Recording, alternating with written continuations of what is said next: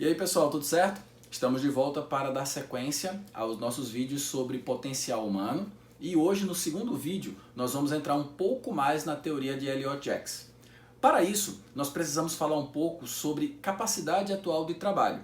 Como vocês podem ver aqui no slide ao meu lado, essa equação ela nos ajuda a entender o quanto a pessoa está adequada para a função na qual ela vai exercer. Tá? E aí a gente vai ver um pouquinho mais sobre isso daqui a pouco. Nós vamos falar também sobre complexidades da tarefa e do tempo, e essas complexidades elas têm basicamente três tópicos, né? Que é stratus, modo e ITD. Nós vamos falar também um pouco mais sobre isso. E por último nós vamos falar sobre os efeitos derivados do desajuste da função. Efeitos que nós podemos chamar de compressão, gap, inversão, pressão e sobrepasso.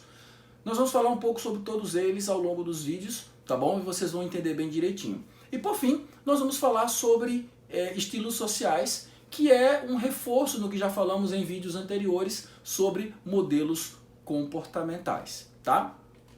Dando sequência, vocês agora podem ver a equação do CAT, não é? Que é capacidade atual de trabalho. Essa versão que está acima era a versão anterior, mas depois ela foi modernizada e nós vamos dar atenção na versão que está na parte de baixo do slide, onde nós temos capacidade atual de trabalho é igual a crenças e valores multiplicado por conhecimentos e habilidades multiplicado por capacidade potencial multiplicado pelo emocional. Tudo isso precisa dar diferente de zero. Se a equação zerar, isso significa que a pessoa não está adequada para a função. Então é assim que a gente faz essa medição para saber se a pessoa está adequada para a função que ela vai exercer.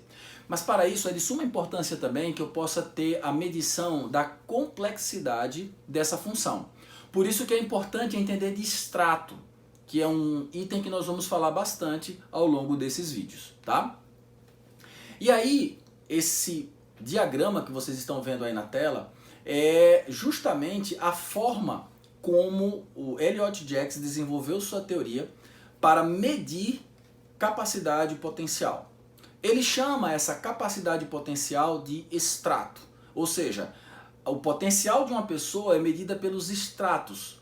Pessoas que têm estratos menores têm menos capacidade potencial. Pessoas que têm estratos maiores tem mais capacidade potencial, ou seja, tem mais capacidade de lidar com questões complexas, tá? E seguindo, aqui nós temos uma estatística que foi realizada onde mostra o nível de extrato da população de uma forma geral. Aqui vocês podem ver que pessoas que têm extrato 1 e extrato 2, eles representam a grande maioria da população. Em torno de 80% da população possui extrato 1 e extrato 2. Para facilitar o nosso entendimento, extrato 1 são pessoas que são executoras, pessoas que precisam de comandos para fazer algo. Elas precisam de ser orientadas para poder colocar a mão na massa e resolver. 40% da população tem extrato 1. Extrato 2 são as pessoas que já têm capacidade de diagnóstico. Essas pessoas, elas já conseguem entender uma situação e buscar uma solução para esse problema. Então, são pessoas que normalmente atuam em níveis de supervisão ou nível gerencial. Extrato 3 são pessoas que já têm uma capacidade de gerar processos. Eles conseguem olhar para um problema, eles conseguem gerar um processo que resolve esse problema.